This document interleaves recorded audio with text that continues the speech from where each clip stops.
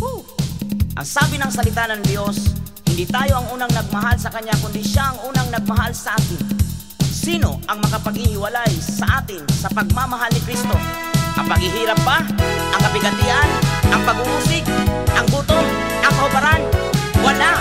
Ang lahat ng ito'y kayang-kaya nating mapagtagumpayan sa pamamagitan ni Kristo na nagmamahal sa atin. Mahal ako ng Diyos, may malasakit sa akin ang aking Diyos. Kailanman di ako iiwan, kailanman di ako mapabayaan. Mahal ako ng Diyos.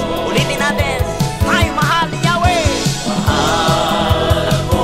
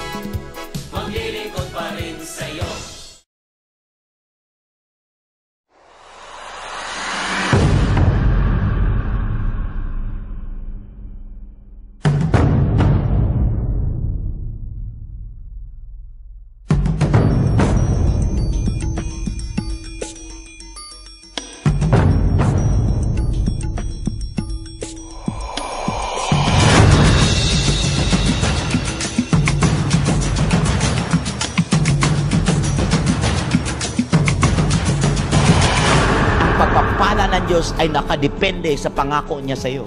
Gusto nyo magtagumpay ang inyong mga anak? Simple lang. Maglingkod kayo sa Panginoon na hindi yan trabaho. Maglingkod kayo sa Panginoon, hindi yan duty. Maglingkod kayo sa Panginoon dahil buhay nyo, hininga nyo. Pagkakataon nyo yan, ng reward na yan ay inyong ma-enjoy. People need the Lord.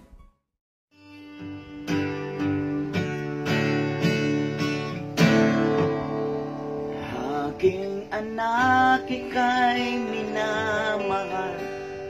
Kahit sino ka man, pangako ko'y di ka iiwanan ni pababayaan. Ika'y aking tutulungan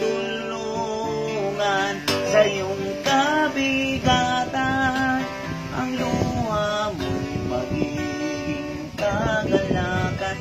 Ang puso mo may kapayapaan. Sa akin ka lumapit at mamahinga. Kung ang buhay mo ay walang siglan, puno ng kalungkutan at pagdurusa, puno ng kasalanan ang iyong puso, lumapit ka, lumapit ka. Kung ang puso mo ay puno ng pangamba, di alam kung saan pupunta, ang palad ko'y laging bukas at nagmimiking. Lumapit ka, lumapit ka. Aking anak, ika'y minamahal. Kahit sino ka man, pangako ko'y di ka iiwanan ni pababayaan. Ika'y aking tutulungan sa iyong kabigatan. Ang luha mo'y magiging kagalakan. Ang puso mo may kapayapaan. Sa aking ka lumapit at mamahinga. Alam kong ika'y pagod na, puso mo ay hirap na. Sa iyong paglapit, huwag nang mahihiya. Sabik akong ika'y mayakap, sabik kitang makapiling. Sa iyong pagmabalik, handa kita tanggapin.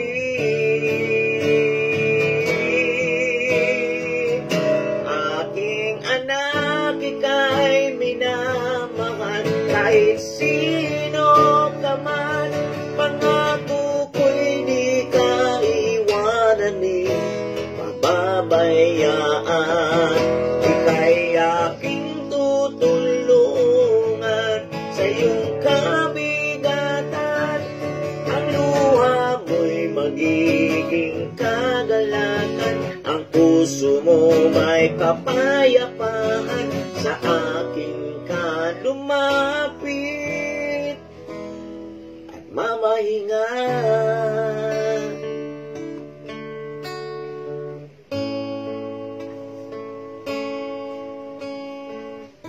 Tunay po na nasa Panginoon ang kapahingahan. Sa dami ng ating mga ginagawa, sa dami ng mga pangyayari sa buhay natin, mga masasama, pangit na kahapon, kabigatan sa buhay, tunay na ang Diyos lang ang nangako. Halik kayo. Ang Panginoong lang Hesus ang nangako. Halik ka. Ikaw ang nabibigatan. Ika'y aking pagpapahingahin. Kasi ang aking pamatok ay magaan at di mahirap. Kaya sa pangyayaring ganitong mga sakuna, si Jesus ang ating kailangan. Siyang nagsabi, alam kong ika'y pagod na, ang puso mo ay hirap na, sa iyong paglapit, huwag kang mahihiya. Sabi ka kung ika'y mayakap, sabi kitang makapiling, sa iyong pagbabalik, handa kitang tanggapin. Diba? Sabi niya, aking anak, ika'y minamahal.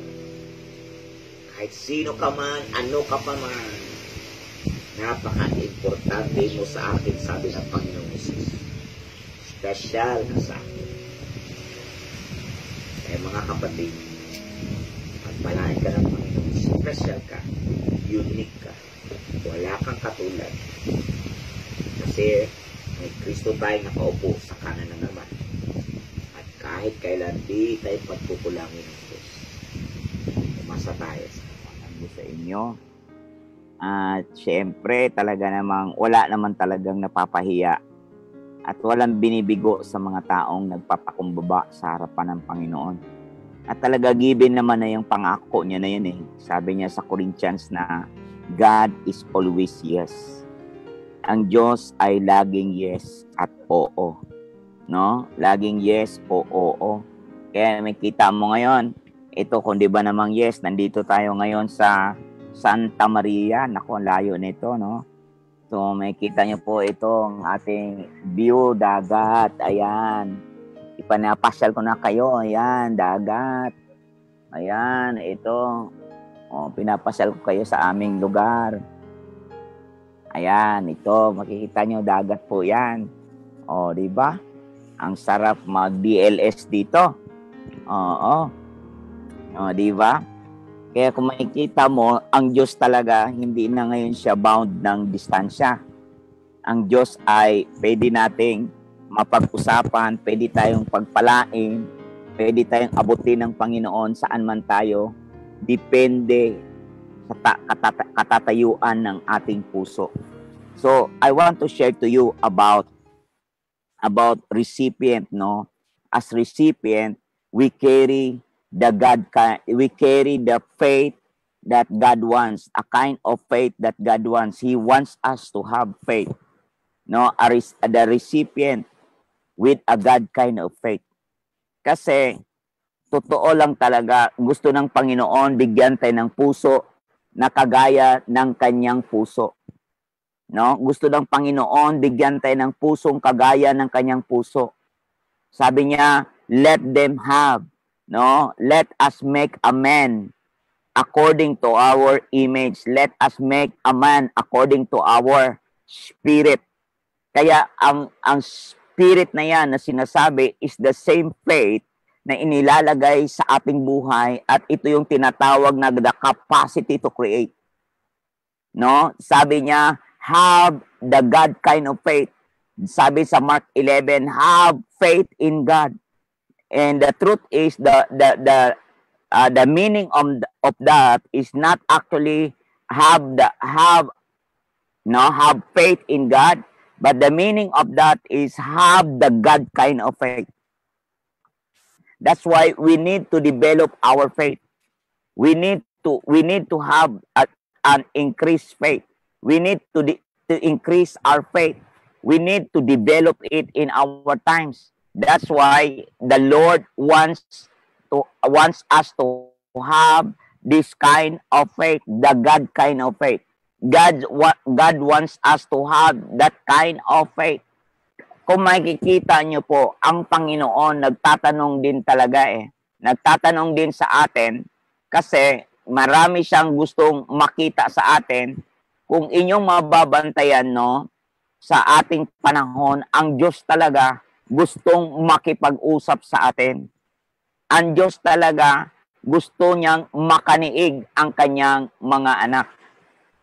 Kaya nga, mga kapatid, bago po magkaroon tayo ng pananampalataya, kagaya ng pananampalataya na meron ang Panginoon, di ba sabi niya, kung magkaroon kayo ng ganitong pananampalataya, kaya niyong utusan ang bundok na yan, na lumisan. Ano po yung bundok na ito? Kasi ang bundok, siyempre, paangat. Ang bundok, kailangang akyatin. Maraming bundok ng problema sa buhay natin na we need a lot of faith. We need a lot of faith, and God wants us to have the God kind of faith. No, let there be. That is the God kind of faith. Let there be. At sinasabi niya, let them have dominion. Binigyan tayo talaga ng kapasidad na kung saan pamahalaan lahat yan. Pinagkatiwalaan talaga tayo to cultivate lahat yan. Pinagkatiwala sa atin ng Diyos lahat yan. Nang magkasala ang tao. Dahil sa kasalanan na yan, nabulag ang tao, nawala sa piling ng Diyos, namatay ang tao, ang spirit natin, pangunawa natin has been darkened, sabi ng Ephesians 4:18-19. Nadimlan ang ating isip. Kaya nga mga kapatid, sabi sa 1 Corinthians chapter 2, kaya nga sabi dito sa 1 Corinthians chapter 2 verse 5-14, sabi dito ay ganito, mga kapatid, sabi niya, so that your faith would not rest on the wisdom of men, but on the power of God. Upang ang inyong pananampalataya ay hindi mananangan sa karunungan ng tao, kundi sa karunungan at kapangyarihan ng Diyos. Yet we do speak wisdom among those who are mature, our wisdom, however, not of this age, nor of the ruler of this age, who are passing away. But we speak God's wisdom in a mystery, the hidden wisdom which God predestined before the ages to our glory. The wisdom which none of the rulers of this age has understood. Isang karunungan na kahit isa sa mga namamahala ng sanlibutan ito ay di naunawaan, di naintindihan. No? For if they had understood it, they would not have crucified the Lord of glory. Kaya kung naintindihan nila yon, nalaman nila yon, di sana nila ipinako si Kristo ang Panginoon ng kaluwalhatian.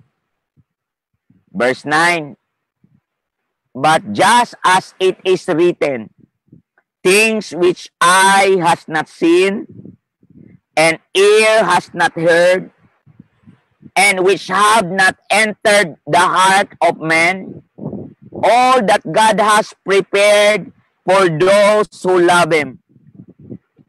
For to us, God revealed them through the Spirit. Walang mata na nakikita, ni taingang nakarinig, ni pumasok ito sa puso ng tao. Ang lahat ng inihahanda ng Diyos sa mga nagmamahal sa Kanya, no? All that God has prepared for those, walang walang nakatalos noon. Liban doon sa mga nagmamahal sa Kanya. Kaya pag walang nagmamahal sa Kanya, di talaga mauunawaan ito. Kaya sabi rito, for to us, sa amin, God revealed them through the Spirit, for the Spirit searches all things, even the depths of God. Sapagkat ang Espiritu ang nakatatalos, no, ng lahat ng ito, kahit sa kalalim-laliman na meron ang Diyos. For who among men knows the thoughts of men, except the spirit of man which is in him? Sinong nakakaalam sa sariling espiritu ng tao? Wala, liban sa sarili niyang espiritu. Kaya, even the thoughts of God, no one knows, except the Spirit of God. Now, We have received not the spirit of the world.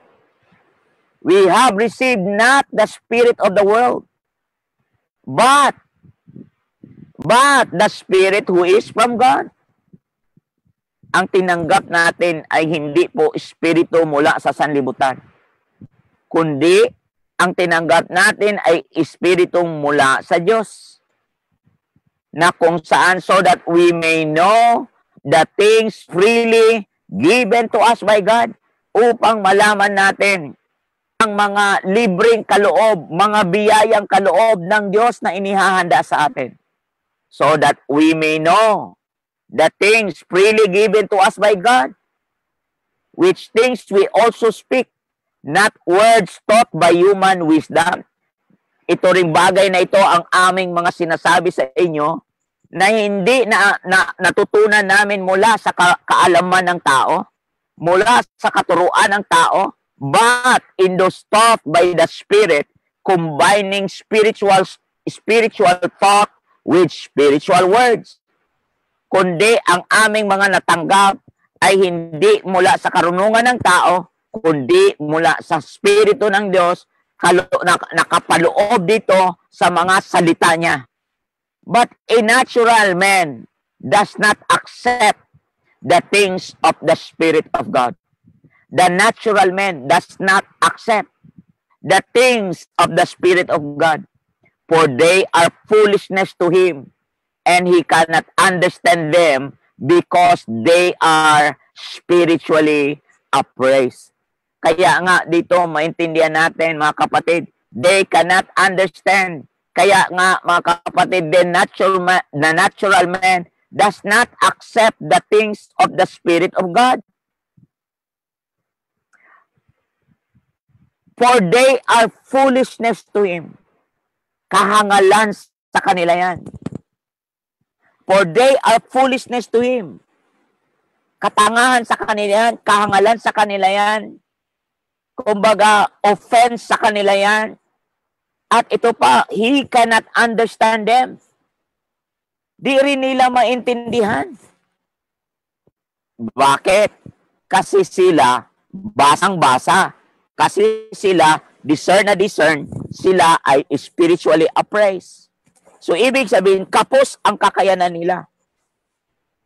Kaya mga kaabangers, manalangin tayo. Hallelujah, Panginoon.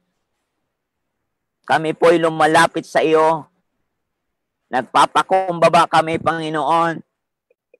At naninikluhod, Lord, na wala kaming kakayanan kung wala ka. Kami po'y lumalapit sa iyo, Ama, at nananalig sa mga salita mo.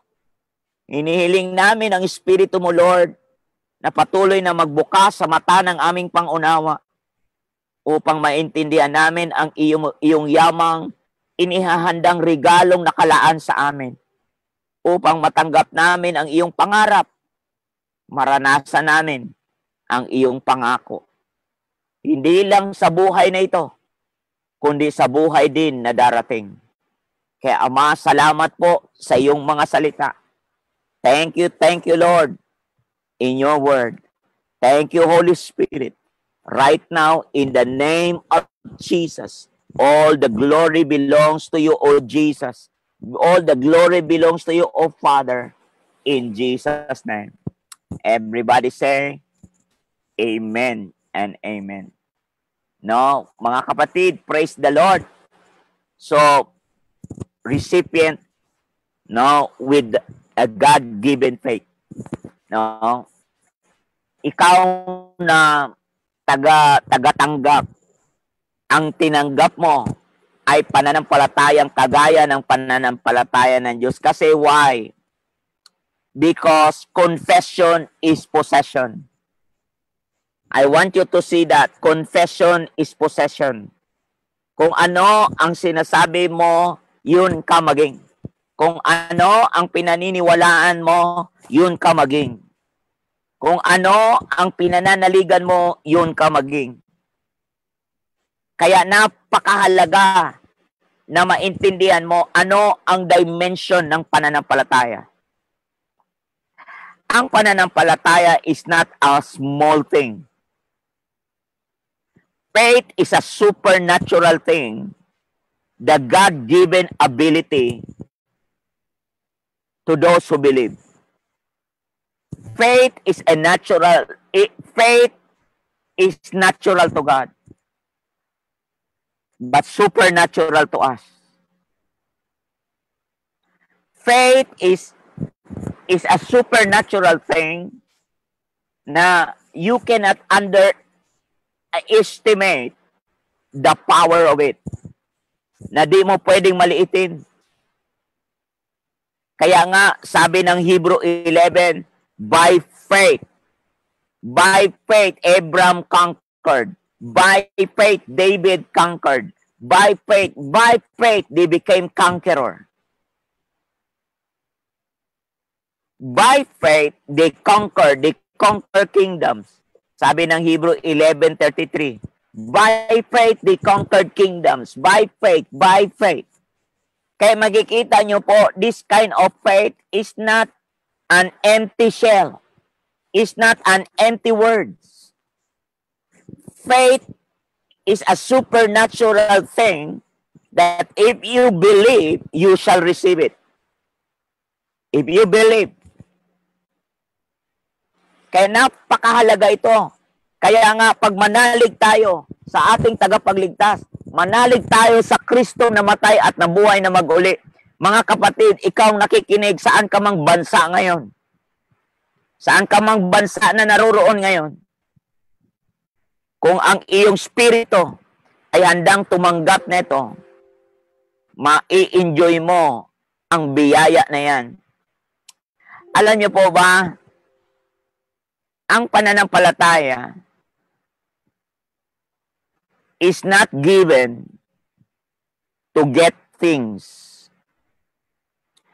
Faith was not given to get things. Faith was not given actually to get new houses. That is not the kind of faith. That is the wrong use of faith. Pero mali ba yun? Hindi. Na mali lang ang pag-exercise. Mabuti yon, yes. Pero ang pag-exercise ng faith ay napakahalaki yan, mga kapatid. Kasi parang atomic bomb yan. Ikaw ba, pag may pananampalataya ka, katulad ng ikaw, mayroon kang gutom na gutom ka, gusto mong kumain, nasa jungle ka, gusto mong kumain, gutom ka, tapos nakakita ka ng rabbit. Nung makakita ka ng rabbit, ikaw ba, gagamitan mo ba ng kanyon yung rabbit? Para ang rabbit ay mahuli? Kung gagamitan mo ng kanyon ang rabbit, anong hitsura ng rabbit? May matitira pa ba pag tinamaan yon? May makakain ka pa ba sa rabbit pag tinamaan yon?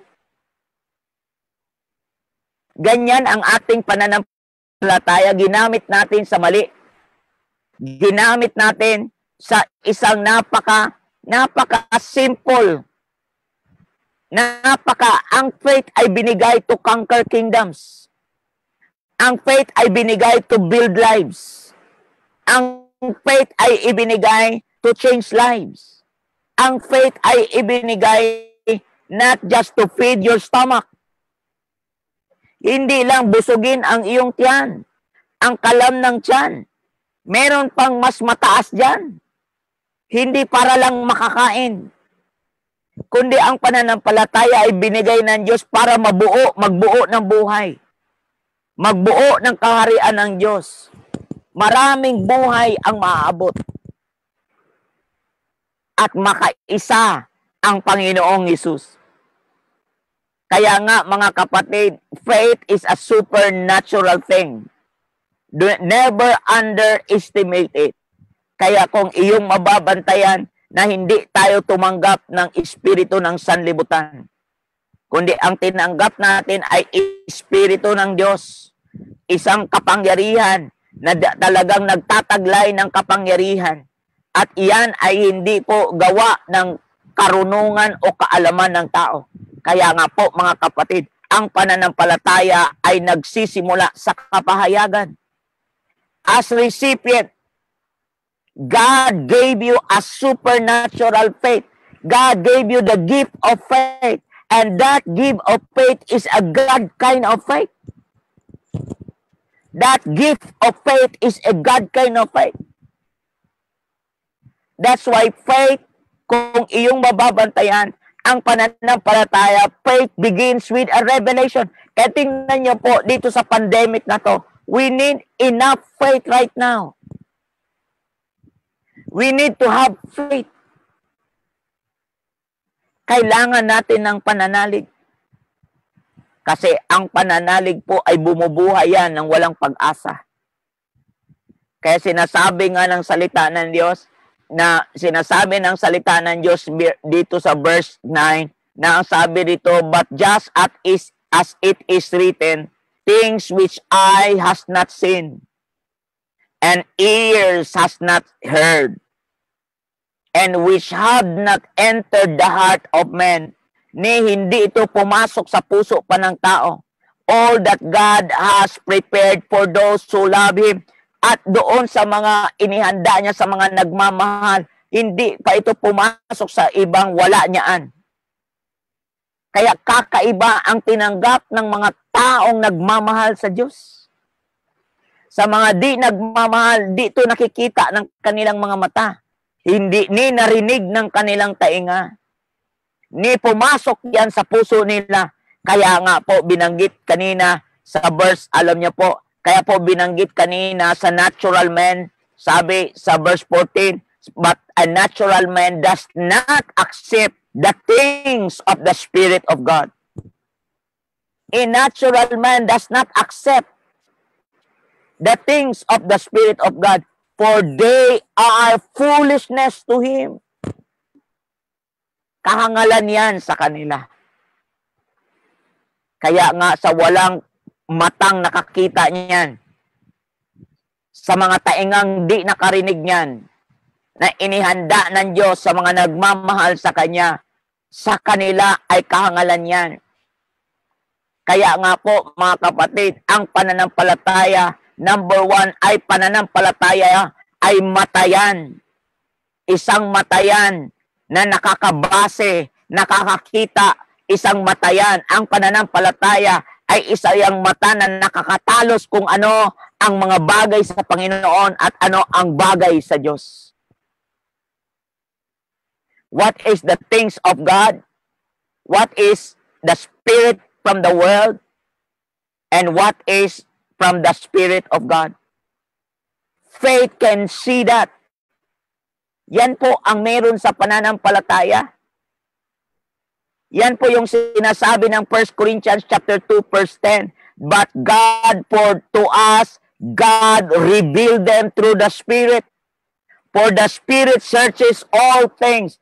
Ang Spirito, mga kapatid, ay nakakatalos yan. That is what faith can do. Nakakatalos yan, mga kaabangers. Maging sa kaloob-looban, nakakatalos ang pananampalataya. Ang pananampalataya is a supernatural ability of God in our spirit.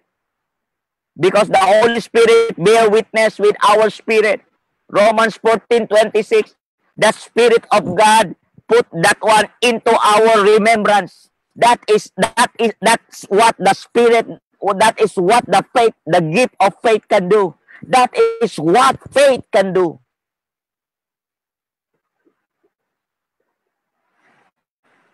Wow, hallelujah. Kasi ang faith po talaga, isang kapahayagan yan. Nagsisimula po talaga sa kapahayagan. Kaya kapag wala kang pananampalataya, mahirap kang pagpapahayagan. Kasi nagsisimula sa paniniwala yan. Parang ngayon, nanonood ka dyan sa ikaw kaabangers, nandiyan ka ngayon, nakikinig ka. Kung ayaw mong maniwala sa akin, ay talagang maya-maya papatayin mo na yan eh. Isa-shutdown mo na yan eh. Pero kung may paniniwala ka, magpapatuloy kang makikinig eh. Pero pag wala kang paniniwala, ay talagang papatay mo kasi may iba kang pinaniniwalaan. Yan po yung pagkakaiba. Ang pananampalataya ay nakakakita, nakakatalos yan. What is from the spirit of the world and what is from the spirit of the Lord. That is what faith can do. Yan po ang nagagawa ng pananampalataya. Kaya nga po, ang pananampalataya dahil kapahayagan po yan. Pangalawa, ang pananampalataya po sa mga natural na isip, nire-reject niyan ang Espiritu ng Diyos. Pag wala pong pananampalataya, number 2, pag wala pong pananampalataya to the natural mind, reject, nire-reject ang mga bagay sa Espiritu ng Diyos. Nire-reject niya, nire-resist niya ang mga bagay sa Espiritu ng Diyos. Kaya nga po, ang pananampalataya, pag wala ka niyan, kusa mo na lang i-reject lahat yan. Kusa mo na lang isa-shut down lahat yan. Kusa mo na lang, kaya nga po, kailangan po ng revelation yan. Kailangan po ng word of revelation diyan. Kaya pag dumating ang word of revelation sa iyo na pinapalooban, sinasabayan, sinasamahan ng iyong pananalig, doon ka makakita ng benepisyo niyan. Kaya ang natural mind, hindi nakakatanggap niyan. Pero ang may mga pananampalataya, ay talagang mabibenepisyohan niyan, sabi ng Hebrew chapter 4 verse 2. Sabi doon, for indeed we have had good news preached to us, just as they also, but the word they heard did not profit them, because it was not united by faith in those who heard. Kaya nga, wala pong benepisyo, di po sila na benepisyuhan, kasi ang mga natural ng mga tao ay nireject nila ang pananalig, nireject nila ang spirito. Kaya nga naman, hindi sila nakaranas ng side benefits ng mga pananampalataya kay Kristo. Kasi sa kanila po, foolishness yan eh. Sa kanila po, kahangalan yan. Pero sa mga mananampalataya, they can discern, they can see something what is from the spirit of the world. They can see and discern what is from the spirit of the world and spirit of the Lord. Kaya napakahalaga ang pananampalataya. Huwag mong maliitin yan. Kasi ang pananampalataya na yan ay kagaya yan pananampalataya na meron ang Diyos. Let there be, let there be, let there be. Kaya nga Proverbs 18:21, nasa dulo ng dila mo ang kamatayan at buhay, pagpapala at sumpa. Nasa dulo lang ng dila mo ang iyong mga pangarap. Pag nilakipan yan ng pananalig. Kaya hindi sila, ito po sa verse 2 ng Hebrew chapter 4, yung good news na pinahayag sa kanila, just as they also, katulad din ng iba na parehong ipinahayag. Bakit sa amin kami pinagpala? Bakit sa inyo kayo pinagpapalo?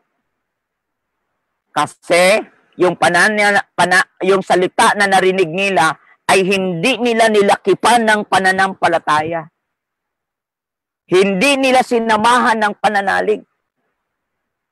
Kaya nga, na wala pong panalig at hindi binakapan ng gawa, mga kapatid, ay patay. Kaya wala pong nabibenepisyuhan. Kasi alam nyo bakit? Faith determines your action. Pag mayroon ka talagang pananampalataya, parang sinisilaban ang paa mo na gumalaw. Pag mayroon ka talagang pananampalataya, parang nangangati ang kamay mo na gumalaw. Hindi ka papayag na mananatili, na maging stagnant. Ang mga taong may pananampalataya, atat na atat yan na gumalaw. Kasi faith determines your action.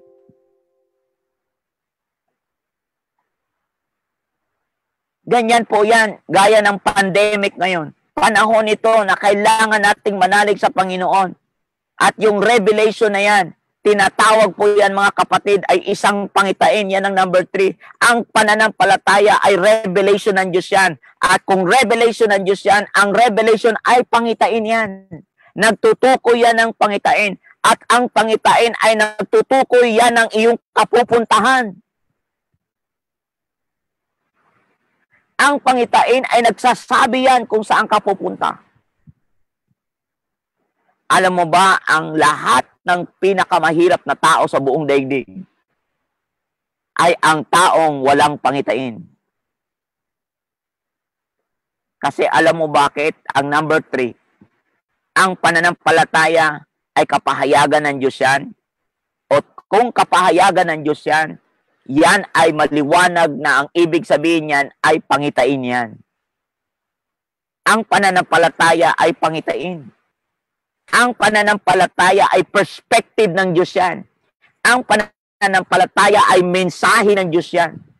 Ang pananampalataya ay gawain yan ng Diyos na gumagalaw sa buhay mo upang ikaw ay wag maduhagi, upang ikaw ay wag makaging kawawa, upang ikaw ay wag maging aba para isang araw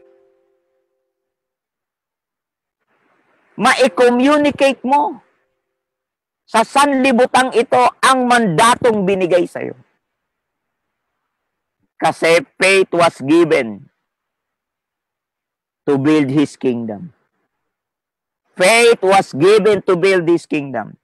Faith was given to build you up. Faith was given to participate of what God is building here on earth as it is in heaven. That faith is a supernatural ability of God para ikaw at ako ay makalakad niyan. At pag once nasa sa iyo yan, it all start with a vision. It all start with a message. It all start with that word that God was given in your mouth. And that faith, the moment na gumalaw yan, mga kapatid, dadalhin ka ng Diyos niyan sa malayo. Gaya ngayon, dinala ako ng Diyos dito sa Santa Ana. Dulo ng, saan ba to? At paniwalaan natin. Saang dulo to? Sa El Nido. Kaya may kita nyo po, mga kapatid, kung mababantayan nyo po,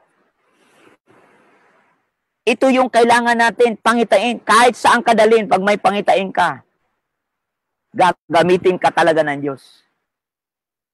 Gagamitin ka ng Diyos. Kaya dito mo maintindihan na ang pananampalataya, kailangan po mabuhay tayo dyan. Ang taong may pananampalataya ay nabubuhay dyan. Ang taong matuwid ay nabubuhay sa pananampalataya. Sabi doon sa Habakuk chapter 2, verse 2 to 4, Then the Lord answered me and said, record the vision and inscribe it on tablets, that the one who reads it may run. Ang lahat ng makakabasa niyan ay tatakbuhin nila yan, dudumugin nila yan. For the vision is yet for the appointed time. For the vision is yet for the appointed time. It hasten toward the goal and it will not fail. Ito ay talagang atat na atat toward the goal. Ito, it hasten, hindi po magkakabula. Hindi po talaga magtatagal. Hindi po madidelayed. Hindi po, mga kapatid. Do itares, medyo konti. Do itares, medyo konti. Wait for it. Maiksing panahon lang yan. Wait for it. Kasi maturity ang pinag-uusapan dyan. Do itares, ibig sabihin maturity yan. Wait for it. For it will certainly come. It will not delay. That is what faith can do.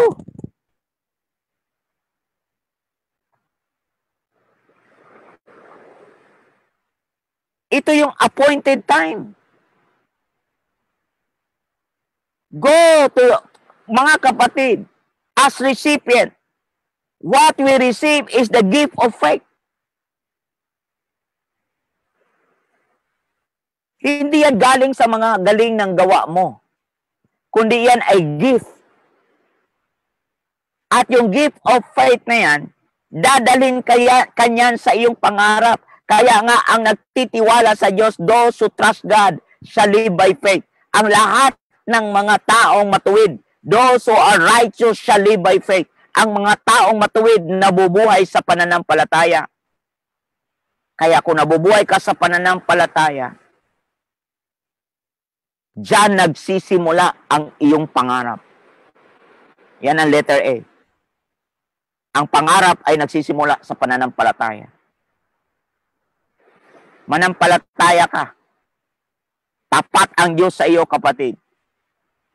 Gaya ni Abraham, nakuha niya ang pangitain, no, para sa kanyang mga anak, no? At Genesis chapter 15 verse 4 to 6, nakuha ni Abraham sa kanyang mga lahi.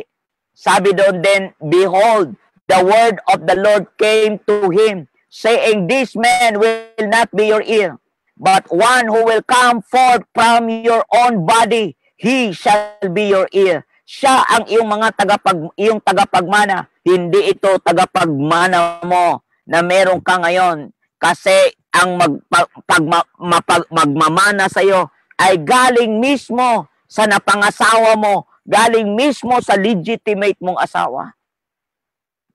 Na siyang mismo ang magmamana. Sabi, and he took him outside and said, now look toward heavens and count the stars if you are able to count them.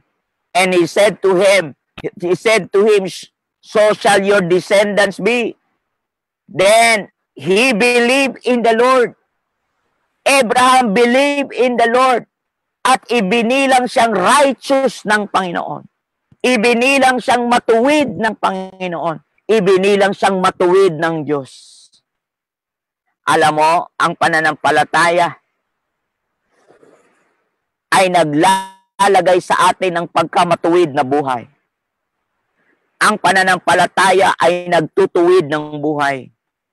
Yung bako-bako, pinapatag niyan. Ang liko-liko, itinutuwid niyan. Ang pananampalataya ay nagtutuwid ng buhay. Mga kapatid, ang pananampalataya, itutuwid talaga. Di papayag ang Diyos na liliko ka sa kanan, liliko ka sa kaliwa. Kasi ang pananampalataya po talaga ay nagtutuwid ng buhay. Ang pananampalataya ay nag-aayos ng buhay. Kaya nga makikita nyo dyan na ang Diyos talaga mayroong ipinapangako sa iyo. Kaya nga po, kasunod na lang ang bagay eh. Kasunod na lang talaga ang bagay. Ang pananampalataya, ngayon, tingin mo wala pa ngayon. Pero tiyak talagang darating ang pagpapala sa buhay mo. Maging tapat ka lang. Maging tapat ka lang. Kaya nga po, mga kapatid, kahit ang mahal na birhen, nakita niya in a vision na mayroong darating na Misaya, na siya ay manganganak, magdadalang tao sa Luke 1:35 to 38. Siya ay magdadalang tao, tinresure niya ang pangitain na yan. Pinanaligan niya yan, pinaniwalaan niya yan. Isang dalaga na kung saan ay tatanggap na magkakaanak na hindi ginalaw ng lalaki.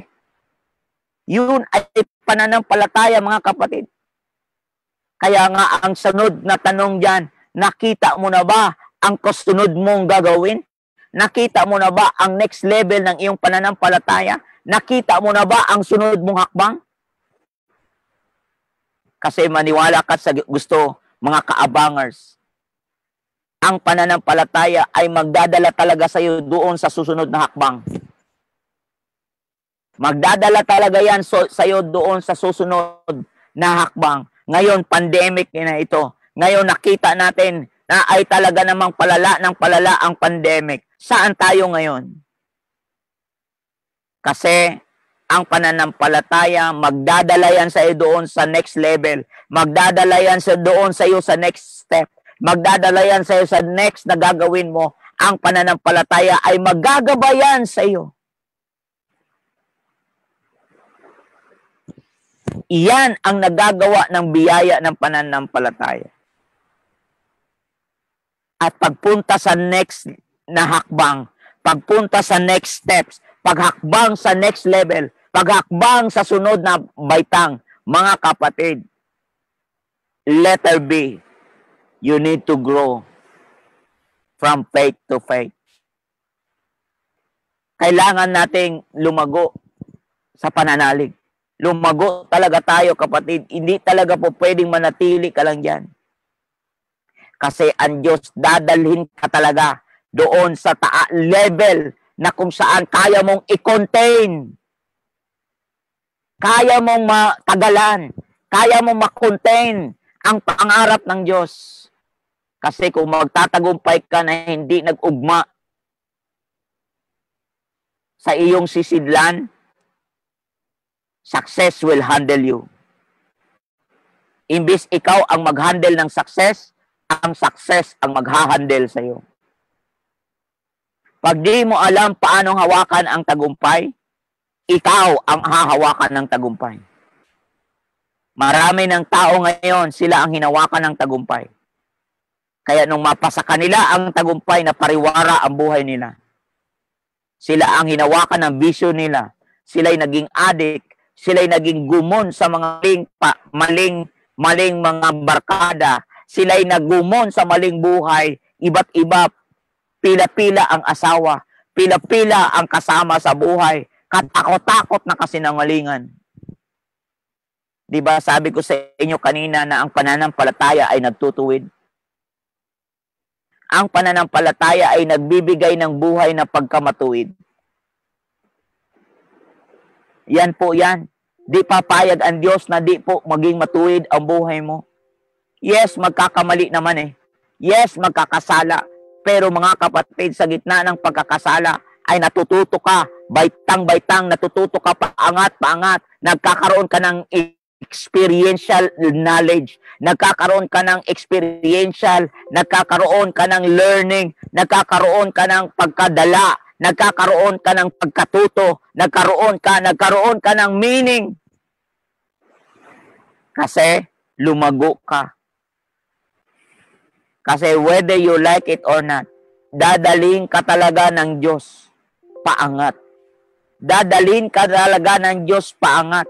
Kaya makikita nyo po, dahil ang Diyos ay nagdadala sa iyo ng paangat. Sabi ng Romans chapter 1 verse 17. Ang sabi niya, for in it the righteousness of God is revealed from faith to faith, as it is written. No, as it is written, but the righteous man shall live by faith. Ang isang matuwid ay mabubuhay talaga sa kanyang pananalig. Mabuhay tayo sa pananalig. Alam niyo po, napapractice po yan. Maniwala kayo. Kaming mag-asawa nung magkaanak kami. Ang matinding takot ng asawa ko kasi ang napangasawa niya may kapansanan. So, siyempre, lumipat kami ng bahay. Kami lang dalawa. Alam niyo po, akala ng asawa ko. Kasi, siyempre, makikilala mo ang asawa mo pag nasa bubong na kayo, di ba? Sinasabi ko nga sa inyo, the just shall live by faith eh. The righteous shall live by faith. Alam niyo po, ang matuwid, kung talagang mamuhay sa pananampalataya, talagang ilalayo ka talaga ng Diyos sa kalikuan. Alam mo, ang ginawa namin, kung anong meron kami, masaya kami. Nabubuhay lang kami doon sa bracket na binigay ng Diyos sa amin. Doon sa scoop na binigay ng Diyos sa amin. Hindi kami nangangarap ng sobra na wala doon sa aming bracket, sa aming scoop. Kung ano lang talaga sukat namin, doon lang kami mabubuhay base sa sukat na yon. Kaya dyan sa bahay, ako ay naglilinis ng bahay. Ginagapang ko yan hanggang ilalim ng kama, pinupunasan ko yan para di maalikabukan kasi meron kaming isang anak. Ako ang naglilinis ng plato, ako naghuhugas ng plato. Siya ang naglalagay sa lagay ng plato. Dahil pag ako ang naglagay sa lagay ng plato, tiyak talagang dadami yung plato.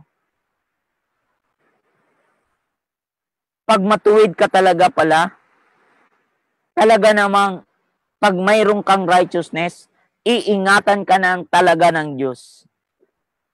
So, semplang ka man, pero talagang tuturuan ka pa rin, ibabalik ka pa rin ng Diyos sa right track. So, memplang din naman ako, pero tinuruan ako ng Diyos sa right track. Binalik ako sa right track. Kasi bakit?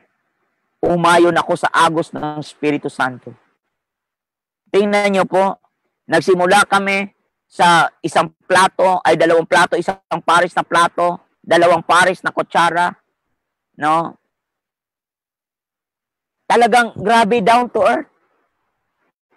Simpleng-simple. Kaya makikita nyo po, doon lang kami nabubuhay sa scoop na yon. Ayaw kong magkautang, ayaw ko ring mangutang, ayaw kong lumampas doon sa gastusin na hanggang doon lang kami. Naging masiyahan kami kung anong meron kaming mag-asawa. Nakontento kami kung anong meron kaming mag-asawa. Alam niyo po kung anong good news? Nakatulong pa kami sa mga balo. Ganito pa ako niyan, ha? Nakatulong pa kami sa mga ibang balo. Nakatulong pa kami sa mga binata at dalaga. Nakatulong pa kami. Alam niyo po bang nakaipon pa kami? Kasi ang pananampalataya po nagagabayan sa pagkamatuwid. Gumagabayan ng buhay na maituwid yan, maiayos yan. Marami ka ring maagagabayang maaayos. Kasi never underestimate that faith. Kasi magsisimula talaga magsisimula talaga yan sa pananampalataya. At pananampalataya ay kapahayagan yan. Pag sinabing kapahayagan o revelation is a fresh move. It's not information. Information is a second-hand word. Second-hand message. Revelation is a first-hand message. Kaya nga dito sa Romans chapter 1:17, the righteous man shall live by faith. Ang matuwid na tao ay nabubuhay yan sa pananampalataya. At ang isa sa palatandaan na mayroong pananampalataya sa Diyos, meron siyang kakontentuhan. Kasi yung Kristo na nasa kanya, sapat-sapat po yun. Higit sa sapat po yun. Ito pang matindi. Kapag meron kang pananampalataya na ganyan, ang attachment mo wala sa temporal. Ang attachment mo wala sa bagay. Sa iyo, ang bagay secondary lang yan. Kasi ang lahat ng bagay naglalaho, ang lahat ng bagay nag-i-expired. Oo, kailangan namin ng bagay, pero hindi yan ang ultimate namin kailangan. Bibili lang kami kung ano yung kailangan namin, hanggang doon lang kami. Kaya nga po, it all starts with a vision. And that vision is the faith that you have. That faith that you have is a God kind of faith. That faith is a set of words. Is a set of word by God given to you. And through that word, doon sa word na yan na binigay sa'yo, yan ay active, yan ay living, yan ay sharper than any two-edged sword.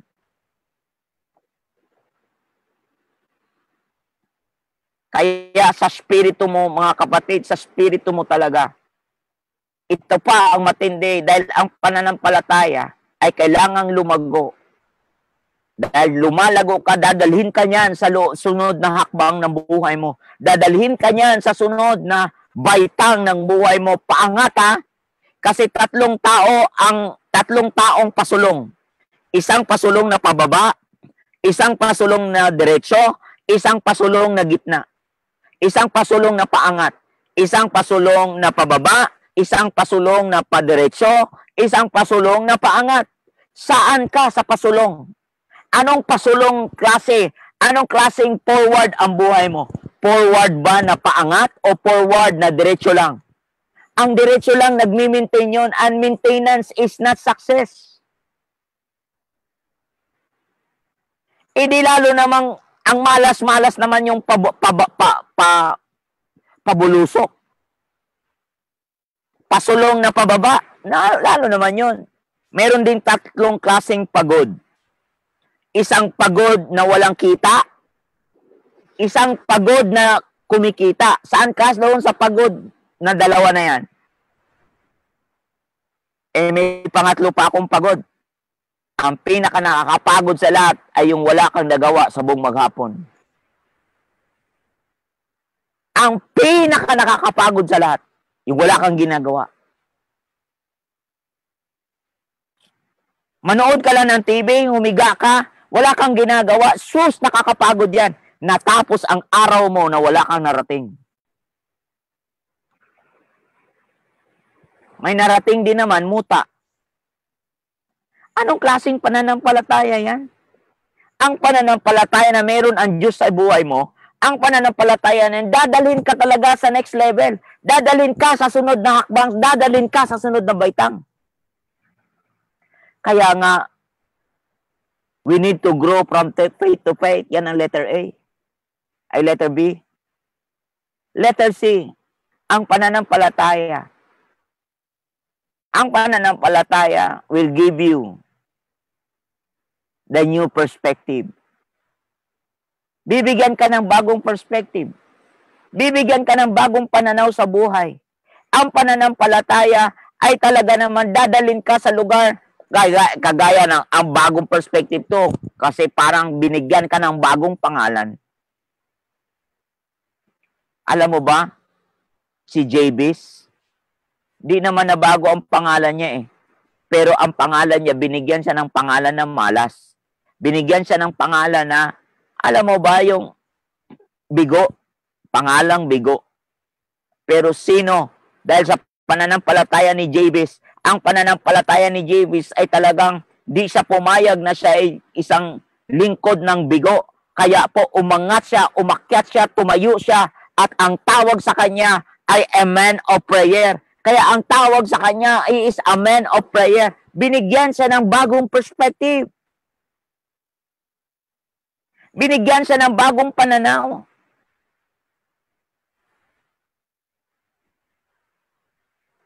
Si Peter, di ba pangalan niya dati si Cephas?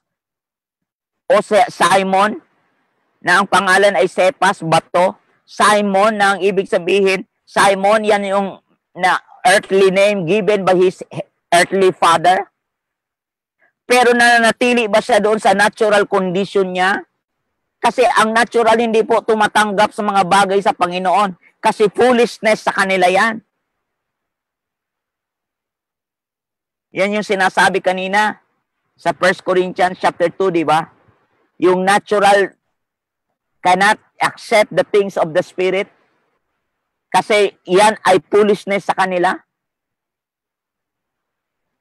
Kaya nga po mga kapatid, kapag may pananampalataya ka, nakagaya ng pananampalataya ng Panginoon, a God kind of faith, I am telling you, God will give you a new name. God will give you a new perspective. God will give you a new life. God will give you a life that is full of success.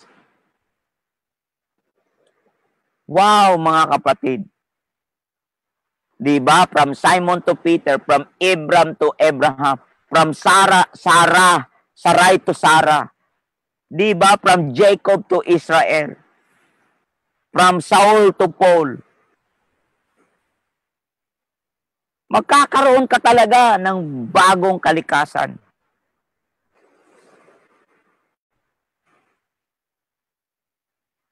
Kaya itong pananampalataya na itong mga kaabangers, kung you are there, kung ikaw ay nakikinig,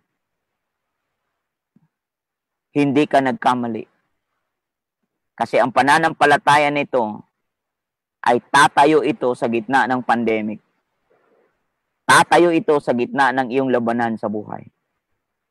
Tatayo ito upang ikaw ay higit na mananagumpay, hindi lang sa buhay na ito, kundi sa buhay pang darating. Ikaw, kaabangers, kung maaaring marami ka ngayong mga di maintindihan sa buhay mo. Di mo maunawaan sa buhay mo.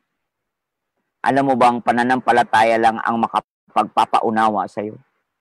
Na kung mananampalataya ka kay Kristo Jesus, ang Espiritu niya ay mananahan sa iyo at ang Espiritu niya ang magpapatotoo sa Espiritu mo upang matagpuan mo ang sarili mo. Matatagpuan mo yan. Makikita mo yan. Malalaman at malalaman mo ang mga bagay na di mo alam.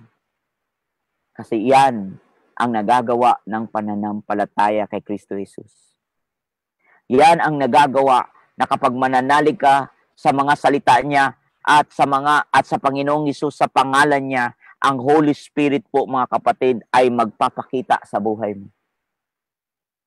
The Holy Spirit shows up.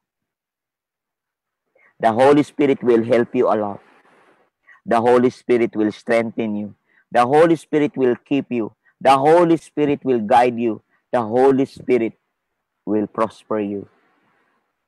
Wow. Congratulations. If you are listening right now, if you believe this word that I am sharing to you, if you accept the Lord Jesus as your Lord and Savior, if you repent and ask forgiveness from God, God is faithful to forgive you. True repentance is turning away from sin. Changing hearts. That is a true repentance. False repentance is only just out of remorse or anguish. Only anguish and remorse, but they don't want to change. That is a false repentance. But true repentance, they're willing to change their mind, willing to change their ways, and they allow God to sit in the throne of their hearts. And they allow Jesus to be the king and ruler of their hearts. That's the beginning of faith. That's the beginning of God kind of faith. Have faith of God. Not only just have faith in God, but have faith of God. What you say one day, you will possess it. What you confess one day, you will possess it. Like right now, if you confess that God is faithful to forgive you, you will have it. God is faithful to forgive. Yes, true. He is faithful to forgive. You see, confession is possession. If you believe it, you shall have it. Wow, let's pray. Hallelujah. Oh, Father God, thank you, thank you, thank you. Thank you for your goodness. Thank you for your word. Oh, thank you, Lord. Hallelujah. Thank you for your word. Oh, God, hallelujah. Bless your people. Bless right now your people. Bless your people in the name of Jesus. Oh, hallelujah. Sabi ng Romans chapter 4, verse 16 to 17. For this reason, it is by faith, in order that it may be in accordance with grace, so that the promise will be guaranteed to all the descendants, not only to those who are of the law, but also to those who are of the faith of Abraham, who is the father of us all. As it is written, a father of many nations have made you, in the presence of him whom he believed, even God, who gives life to the dead and calls into being that which does not exist. Napakagaling na salita. Romans chapter 4, verse 16 to 17. Na kung makikita niyo po mga kapatid, thank you Lord na dinala mo kami sa lugar ng pananampalataya, kagaya ng pananampalatayang meron si Amang Abraham. Na kami, Lord, ay bibigyan mo ng pananampalataya na naggumagalaw at nagpapagalaw ng aming bukas. Oh God, in the name of Jesus, bless your people right now who are listening right now. Bless them in the name of Jesus. Lord, tulungan mo ang aking mga kapatid na biktima ng pandemic na ito. Tulungan mo rin ang aking mga kapatid na malayo sa takot, maligtas sa takot laban sa pandemic na ito. Bigyan ng pananampalataya, Lord, mag-increase ang aming pananampalataya. At Lord, pinapalayas namin ang salot ng pandemic na ito sa aming bansang Pilipinas in Jesus' name. Oh God, in the name of Jesus, we believe in your word. We believe in your promise. We believe in your word. Right now in Jesus' name. That by your stripes we are healed. By your stripes we are healed. Right now in Jesus' name. All the glory belongs to you, Lord. Sa mga anak mong pinagpala mo na upang maging pagpapala sa mga bansa-bansa. In Jesus' name. Amen at amen.